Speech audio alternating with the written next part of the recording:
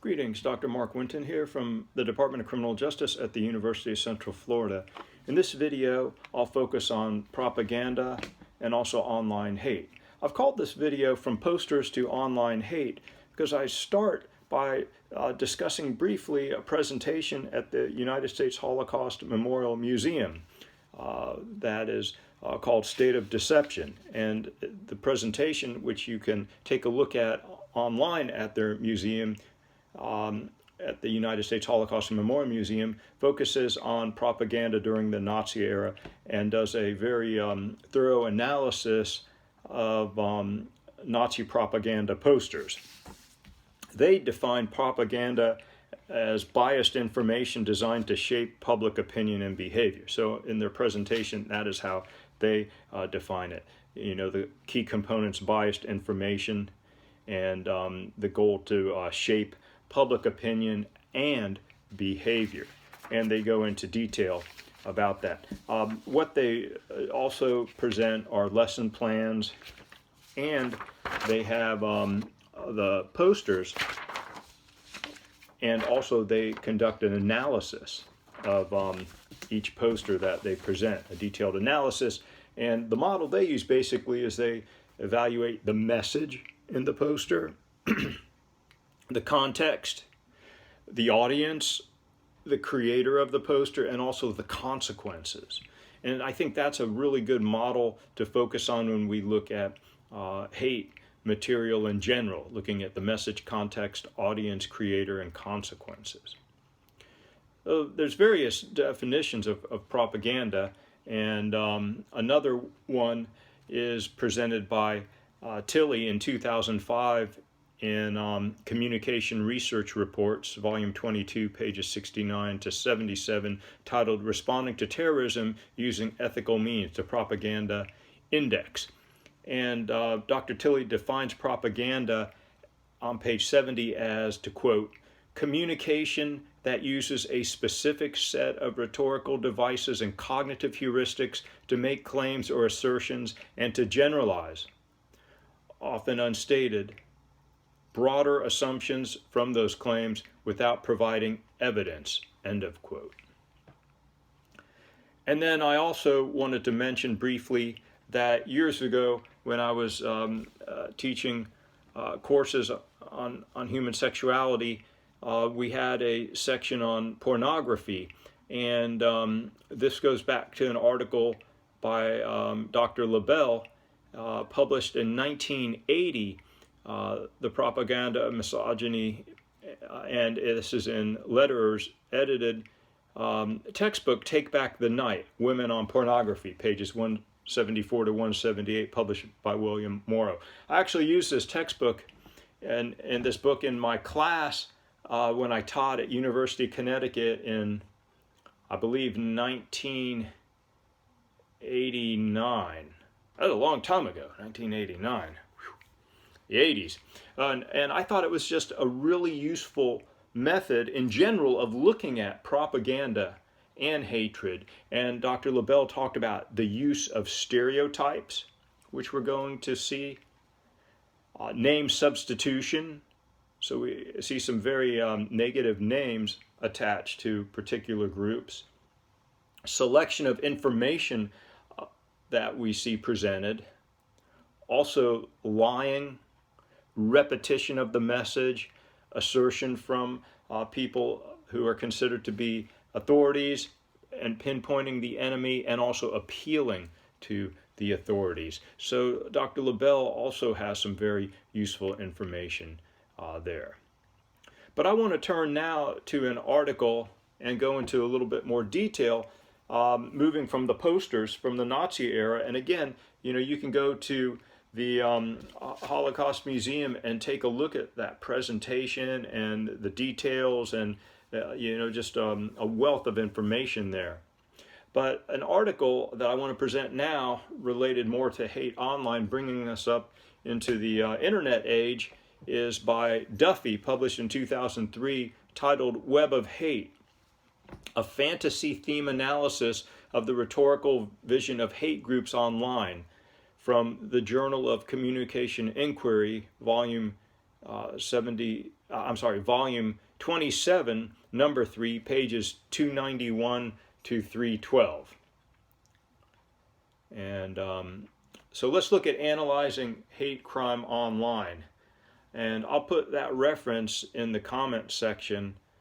So if you don't have the PowerPoint, you do have the reference sources. So analyzing hate crime online. So what does Dr. Duffy do? Well, Dr. Duffy points out that there's been dramatic growth in the use of the internet for social interaction, which we all know. I grew up without the internet, without fax machines, without cell phones, even without video cameras, if you can believe that, and without computers. And it wasn't until I was in college where I started to see that stuff being used, and I used video cameras in my work when I worked in Child Protective Services. We interviewed, or we videotaped our interviews to use in the court system. Okay, so there's been a dramatic growth, we know about that, and that also has led to an increase and expansion of virtual spaces of hate. And the internet also has been used as a persuasion tool.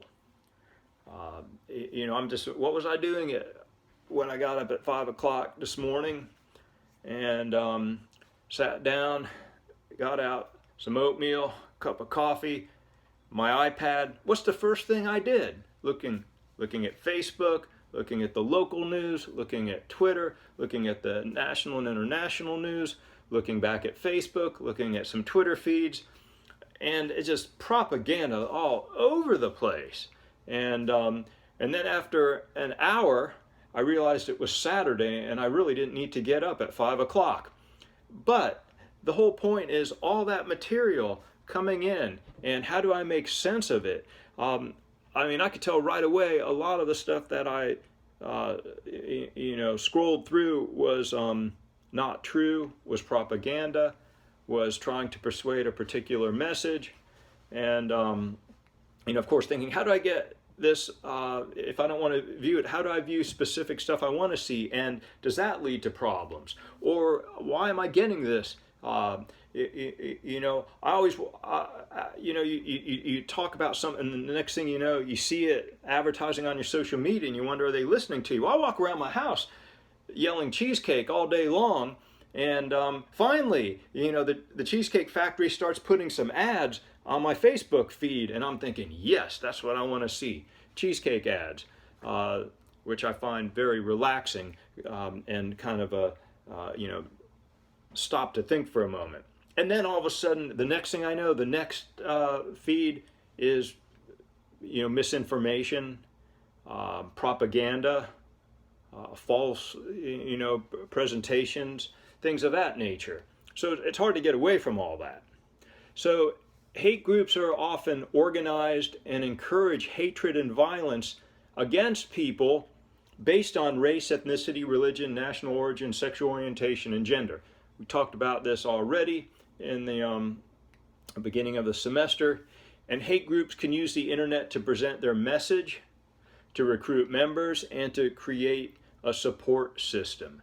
That's something that's really boggled my mind, because years ago I worked as a counselor and conducted group therapy. And so, we're doing that in an office with, anywhere from 6 to 15 people sitting around a circle and face to face. And now all of a sudden, or not now, I should say, we've seen the development of online groups, whether it's group therapy online, or it's yoga online, or it's how to needlepoint online, or it's how to attack someone online, how to engage in fraud online, how to do all kinds of things. Some positive, some very negative, and some having devastating consequences. So we see that occurring, and that's been increasing. Not only in increase in hate groups, but also in associated hate crimes. The main thing here is that people, get socialized in a variety of ways from the online environment. We hear about terrorists who were radicalized completely online and didn't have interactions face to face with other terrorists, but did interact online in the online environment.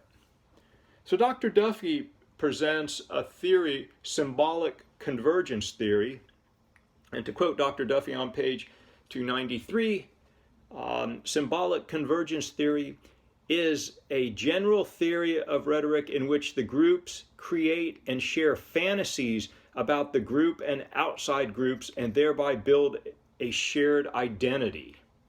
So that's from page 293. So here Dr. Duffy's looking at how the group creates a common consciousness through stories, for example, through rituals, jokes, and other forms of communication.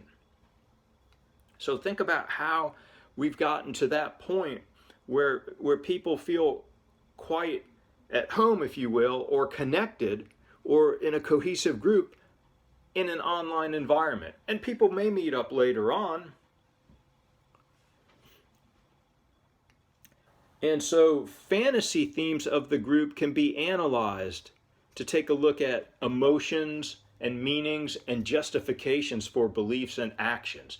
And this really also is very similar in many ways to what was done in the State of Deception presentation by the Holocaust Museum. And that's why I called this from posters, to online hate. Dr. Duffy studied 4 hate groups and looked at a variety of factors such as symbolic cues, the characters, the action or the plot lines, and also sanctioning agents, and using online written text to take a look at that material. You could also use photos and videos and other symbolic forms. For example, people wearing shirts with symbols on them, or jewelry, or tattoos, things of that nature. And the findings were that there was a plea for fairness and justice theme, a plea for fairness and justice, and also a natural order theme, that there would be, I guess the way to put it is that the group is God's chosen people fighting God's battles. There are righteous and a separate group. So we see that theme as well. There's another theme that ran throughout the analysis, that the media is controlled by other groups. You can go to the original study to get the much more details there. And I think the discussions and conclusions really is what we want to take a look at when we start thinking about policies, that the sites assist in creating a common consciousness and identity. This always gets me to think back of my early sociological training and the work of Emile Durkheim, the famous sociologist, and thinking about group cohesion and this group consciousness and creating this common identity. And these hate groups with their online fantasies and presentations also create hope for those groups. And of course, the risk that we always talk about is that a lot of hate groups are trying to connect with the mainstream of society in attempts to become legitimate. So they're kind of creeping into other groups, and that are considered to be mainstream groups, basically, or non-hate groups, we might also say. So this brings members together in a shared community to help them identify with the organization and the ideologies, the belief systems as they're presented. And it's very easy to disperse these messages far and wide to huge audiences, basically, the world. And so thinking about where to go in the future with this research is to not only replicate and expand Dr. Duffy's work, but also to analyze hate group symbols and images as well, and also to look at how the desensitization process occurs step by step. My recommendation would also include to study how to differentiate those who hold the beliefs that Dr. Duffy talks about, but are violent, and those who hold those same beliefs, but are not violent. And that, I think, gets to more of our risk assessment and policy areas. So that is really my presentation, from posters to online hate, just to give you kind of a brief overview. And, of course, I have just summarized and trying to take this historical, leap. And, of course, you could fill in and conduct your own historical analysis. You can think about what you've observed over your career, over your lifetime, related to online hate and online environments. I go back to where I really started looking at what would be considered deviance, crime online, back to the mid-'80s, when I was working in Child Protective Services, and I worked with some law enforcement officers, basically to decipher, to translate, to point out what discussions were occurring online and what they actually meant, what those code words meant. Almost having to develop a short dictionary of terms that had multiple meanings.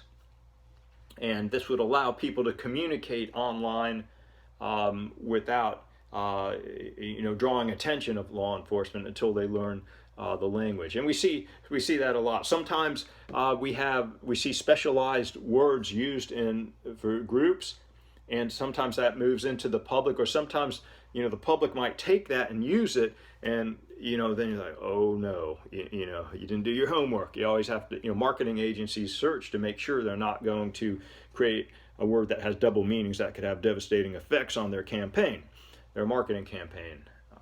So think about all this. I really highly suggest to take a close look at the State of Deception presentation at the Holocaust Museum. Just a wealth of information, and I thank you.